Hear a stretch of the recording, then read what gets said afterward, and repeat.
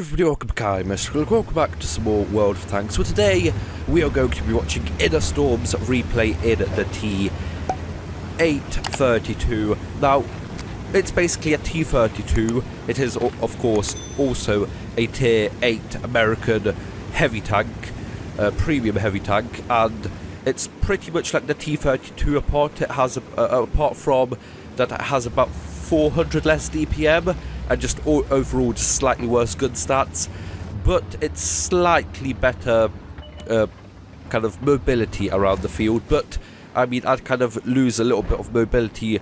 I'm pretty sure just like some terrain kind of characteristics that it kind of has better than the T32, but I definitely prefer the 400 more DPM than you know, just being able to drive a little bit faster, especially if you can just stick a turbo on anything, and that just kind of doesn't really make that much of a difference to kind of make worth losing the 400.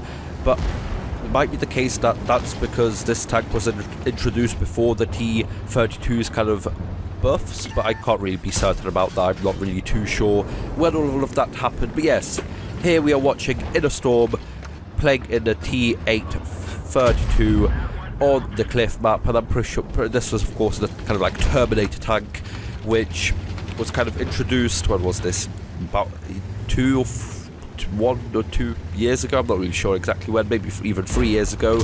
But of course, what is so good about this tank? Well, a pretty decent 105mm gun, I'm pretty sure, if I'm not mistaken.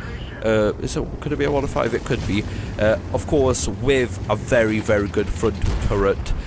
All you have to watch out for on the turret is just this kind of cupola on the top, and if your enemies are kind of firing heat rounds to maybe your cheeks over here, but they have to have really, really high penetration rounds to go through that. Or, you know, if you're kind of aiming up a bit, then just slightly, then they can probably like hit this kind of bar and penetrate as well. But other than that, this turret, the cupola especially, is just impenetrable basically, as you can see in a bouncing an APCR round off the T30. So already showcasing basically the strengths of this fairly decent tank. You know, it's nothing overpowered. It's pretty much where all premium tanks should be. Pretty much identical to, and that's what they were basically were at the start. Basically identical to their standard kind of tier counterparts. You know, maybe it has like a little cool gimmick or something. Or in this case, it's even worse than the actual T32. So it's just, you know, there for crew training, earning credits, and that's it. You're not going to gain an advantage just because you paid, and that's what you should. That's what it was at the start. And what it should have stayed as, and I'm pretty sure World of Tanks would have been in a better situation if that was the case all these years later. But let's not talk about that. Let's focus on Inner Storm's gameplay over here, as they've only picked up a kill and about 1,000 damage so far in this game, and we are 3.5 minutes in, so, you know, not too much. I mean, you know, I didn't say this tank's DPM is bad, but not that bad. It's about 1,800 before you take into account all your perks, crew skills, and all of that stuff. But still, Inner Storm just chilling here. You know, not really too many shots of opportunity to take at his opponents. I mean, you know, he did play smart and take out the Charfuter, which was trying to get around.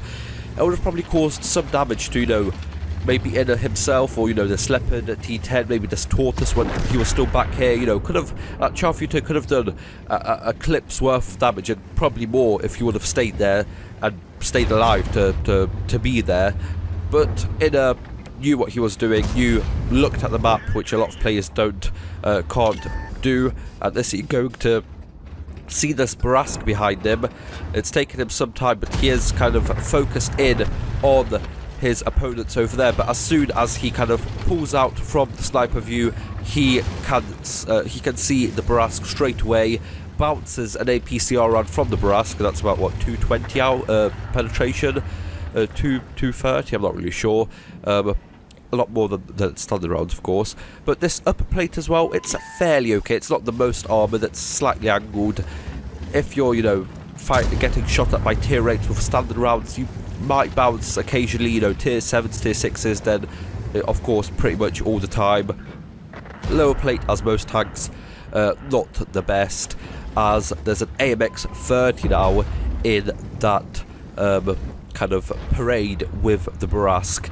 All medium French tanks, as we can see. First the Charfuteur, then the Barask, now the AMX 30.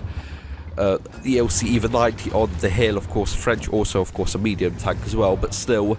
Now, it's not looking too good for Inner Storm's team over here, as they are with a 6 versus 11 is that. Now it's a 5v11, so not looking too good, and 3,000 damage down. So, again, not in the best of situations over here. Luckily for Inner Storm, he wasn't spotted for long enough for the Barask to think that he has moved on. The Barask moved up, got spotted, got shot down, and now Inner Storm is left in a 2 versus, what is that, 8, with the Tortoise of Pyranic on less than 500 credits. So credits, hit points even. Yes, so it's not looking too good. So I guess let's see if Inner Storm takes into account takes into kind of maximizing this tank's low DPM, because he needs to in order to fight his way out of here. Up to 3 kills, 3,000 damage, putting in a couple good shots into their 53 TP, which actually sets him on fire and actually does 400 damage worth of fire. So means that Inner over here doesn't have to waste another shell onto the 53 TP, instead putting in a very good shell into the E50 over here, meaning that he is only a 1 shot now. Any shots into the T30 just missing out on the gun depression needed to put a shot into that very, very dangerous tank destroyer, which is making a beeline into trying to go behind Inner over here, as it actually only does 309 damage with that shell. What is the it's 320. Okay, yeah, I guess this tank does have 320 alpha. I kind of forget sometimes, because most of the other tier 8 heavy tanks, of course, have at least 390, if not 440. But yes, okay, Inner has made his way out of that situation, first killing the 53 TP, then the E50, and now they are kind of pulling the Uno reverse card on this T50. But what kind of just Inner knows what's going on around him, turns his turret to the E50, to the AMX 30 right as they start shooting him. So just knowing what's around them at all times is definitely keeping him in this game. Really risky going out backwards over there towards the AMX 30, but pays off. Picks up his 6th kill and 4,800 damage. Only 3 tanks left now. Let's say 2 that can actually kind of cause a major headache to Inner Storm over here. That being the T30 and the Tiger 2. That Tortoise should definitely, actually no, he definitely should not move forward. He should chill there, avoid the artillery, and hope that he can shut down this T30 or Tiger 2 and just provide kind of a support role for Inner Storm as he does shut down the T30. The RT splashes right next to Inner over there as Inner goes in for the kind of cupola over there for the Tiger 2. Not really the best of places to go, and I'm not really sure if he would have had the reload on him. But there we go, shuts down the Tiger 2.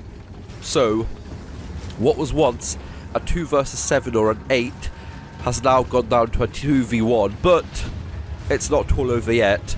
That American artillery has enough splash and enough alpha after all of these nerfs that the artillery have gotten throughout the years, that he could still splash within probably about 1.5 meters and take out both Inner and the Tortoise of Pyranac, I'm not really sure. The Tortoise on Inner's team, and you know, all it takes is for the M40, M43 just to camp in a bush with binoculars, just stay stationary, first either hit Inner or the Tortoise, then hide behind a rock, reload, and then hopefully chance taking a hit from either, or most likely Inner, or I guess the Tortoise as well, because of course I'm pretty sure that artillery has 400 hit points, but Inner isn't playing it risky over here. He is chilling over here. That's where the artillery is. Oh, just not enough gun the pressure. There we go. Move your tank to the side, and oh, okay, just a bang on average with the shell over there.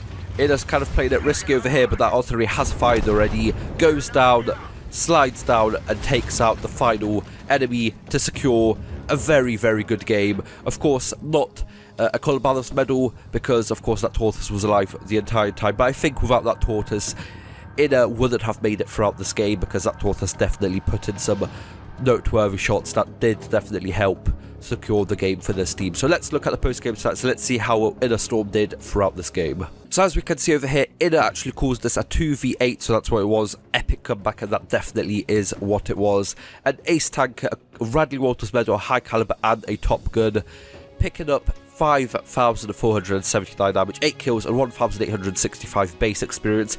And the Tortoise not doing bad himself, 4,212 damage with 3 kills and 1,330 base experience. Now, of course, this being a premium tank and Inner having a premium account, don't think fired too many APCR rounds at all, so it makes a very nice profit in this 10-minute game. So definitely shows you that this tank, even with its lower DPM compared to the T32, is still definitely fun, definitely worth it. And of course, if you do want to make credits, it definitely earns some decent credits in the process. So for now, I hope you guys enjoyed. Like, share, subscribe. See you guys next time. Bye bye.